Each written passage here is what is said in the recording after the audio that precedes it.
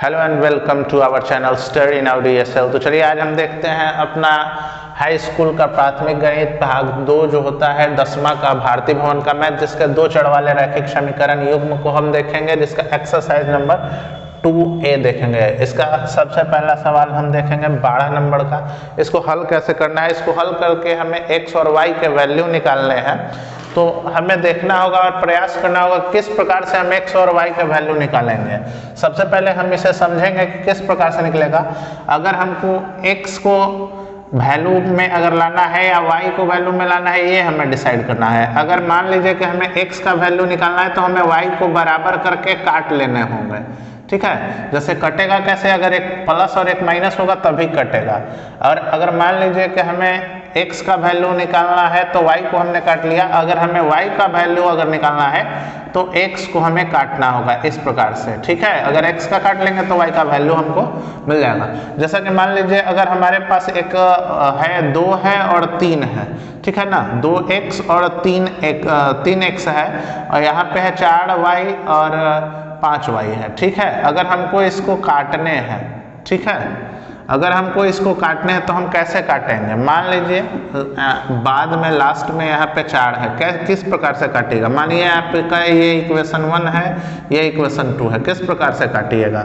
तो काटने के लिए हमें क्या करना होगा, देखना होगा कि पहले हमें कौन सा काटना है, x काटे या y काटे। डिसीजन आप ही को लेना है, ठीक है। कोई भी काट सकते हैं, इसके लिए आपको बताया नहीं गया, कोई प्रॉब्लम भी नहीं है कि x काटे या y काटे। हम यहाँ डिसाइड करते हैं कि हम भैया x को काटेंगे, हमें यहाँ पे y का वैल्यू चाहिए। तो x को काटने के लिए हमें क्या चाहिए कि भैया x को बराबर करने होंगे। अच्छा, बराबर करने का मतलब हमारे कहने का है कि यहाँ 3 है, यहाँ 2 है, दोनों स्थान पे एक ही होना चाहिए अंक। तो अगर 2 को हम 3 से गुना कर दें और 3 को हम 2 से अगर गुना कर दें, ठीक है, तो ये हो जाएगा यहाँ पे 6x हो जाएगा ऊपर में, और नीचे में हो जाएगा माइनस का 6x। हो जाएगा या नहीं हो जाएगा, हो जाएगा ना। तो ऐसा नहीं है कि केवल आप इसी को करिएगा, इससे इसको करिएगा, इससे इसको करिएगा और इससे इसको भी करिएगा, सभी को। उसी प्रकार से नीचे इसको करिएगा, इसको करिएगा और नीचे इसको भी करिएगा, तीनों को लेकर चलना होगा आपको, समझ गए। अब यहाँ तो भैया ये प्लस है और ये माइनस है तो कट जाएगा, तो भैया हम लिखेंगे कि ऐसा हमें जोड़ने पड़ोगे। अगर मान लीजिए कि ये हमारा चिन्ह माइनस ना हो के यहाँ भी प्लस होता, तब क्या करते, तो तब हम करते इसको घटाने का काम। घटाकर जैसे ही हम घटाने का काम करेंगे तो यहाँ वाला जो चिन्ह होगा ये खत्म हो जाएगा, ठीक है, और ये प्लस हो जाएगा और ये माइनस हो जाएगा। तो प्लस और माइनस हो जाएगा, तो भैया देखिए यहाँ पे हम कर लिए, ठीक है, यहाँ पे हम माइनस कर लेंगे। अगर प्लस भी होता तो हम यहाँ पे माइनस कर लेते हैं, क्यों, क्योंकि हमने यहाँ पे इसका वैल्यू खत्म कर दिया है, घटाया था इसको। चलिए इसी प्रकार से हम देखते हैं अपने सवाल को, तो काटी है। तो हम देखेंगे यहाँ पे मेरे पास है ये x + y = 14, इसको हम इक्वेशन 1 मान लेंगे यानी कि समीकरण 1, और x - y = 4 को इक्वेशन 2 यानी कि समीकरण 2 मान लेंगे।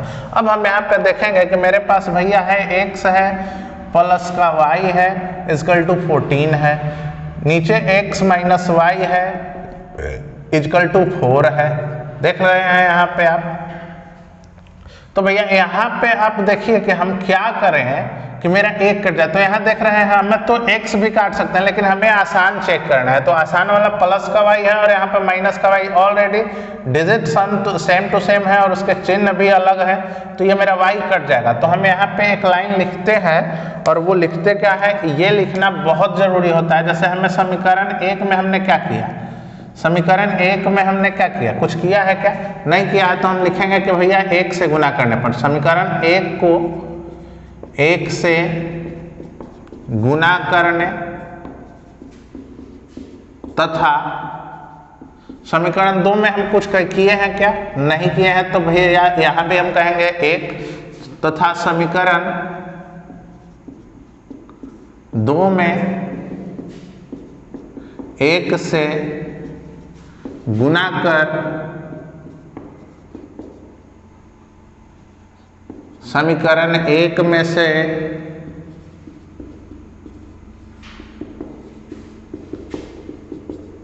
दो को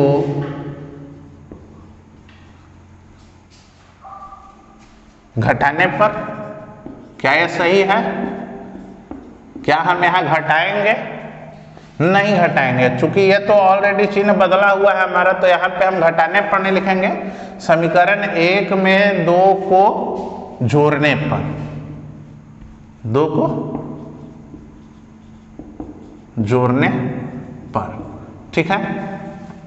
आइए यहाँ देखते हैं भाई, इस चीज को इतना लंबा ना लिख के आप शॉर्ट में भी लिख सकते हैं। समीकरण देखिए शॉर्ट में कैसे लिख सकते हैं, समीकरण 1 में 1 से गुना करने पर, समीकरण 2 में भी 1 से गुना कर, दोनों को आपस में जोड़ने पर, ठीक है। ये आपका शॉर्ट होगा, ऐसे भी आप लिख सकते हैं, ठीक है। आइए तो अब हम चलते हैं, यहाँ का +x और -x कट गया, हम क्या किए हैं यहाँ पे जोड़े ही तो है ना, चिन्ह तो बदला है नहीं है मेरा, तो जैसे ही हम ऐसा किए तो भैया में हम जोड़े हैं तो ये प्लस है मेरा, ये भी प्लस है, प्लस प्लस क्या हो जाएगा प्लस, तो 2x हो जाएगा इक्वल टू, ये भी प्लस है ये भी प्लस है, तो प्लस प्लस क्या हो जाएगा प्लस, तो 18, तो x इक्वल टू 18/2 और 2 से 18 कट जाएगा 9 बार में, तो x इक्वल टू 9।